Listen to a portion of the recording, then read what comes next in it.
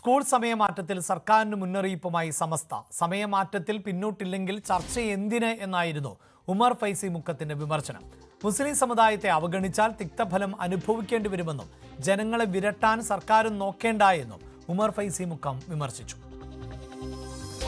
ചർച്ച ചെയ്യുകയാണെങ്കിൽ നമ്മൾ ചെല്ലും, ചർച്ചയ്ക്ക് വിളിക്കുകയാണെങ്കിൽ അതേ നമുക്ക് പറയാനുള്ളൂ.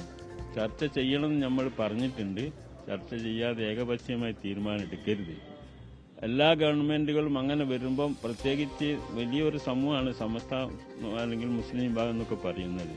അവർ അവഗണിച്ചുകൊണ്ട് മുന്നോട്ട് പോകാൻ കഴിയുമെന്ന് ഒരു സർക്കാരും വിചാരിക്കേണ്ട. അതൊരു ധിക്കാരപരമായ പോക്കായിരിക്കും.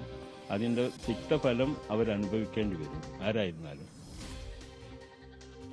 എതിർപ്പുള്ളവരെ സർക്കാർ ചർച്ചയ്ക്ക് വിളിച്ചത് തീരുമാനം മാറ്റാനല്ല എന്നും കാര്യങ്ങൾ ബോധ്യപ്പെടുത്താനാണ് എന്നുമുള്ള മന്ത്രി വി ശിവൻകുട്ടിയുടെ പ്രതികരണമാണ് സമസ്തയെ ചൊടിപ്പിച്ചത്. അതായത് ജിഫ്രി തങ്ങളുമായിട്ട് ഞാൻ ഫോണിൽ സംസാരിച്ചു. ഞാൻ അവരോട് പറഞ്ഞു, അവർക്ക് ആശയക്കുഴപ്പമുണ്ടെങ്കിൽ അത് തീർക്കുന്നതിന് വേണ്ടി നമുക്ക് ഒരുമിച്ചിരുന്ന് സംസാരിക്കാമെന്ന് പറഞ്ഞു. അടുത്ത ആഴ്ച അതിനൊരു വേദി തിരുവനന്തപുരത്ത് ഒരുക്കാമെന്നും പറഞ്ഞു. അവരത് സമ്മതിച്ചിട്ടുണ്ട്. ആരോ അവരെ തെറ്റിദ്ധരിപ്പിച്ചു. അങ്ങനെയാണ് ഈ സമരത്തിനുള്ള പ്രഖ്യാപനം നടത്താൻ വേണ്ടിയുള്ള കാരണം എന്ന് പറഞ്ഞു.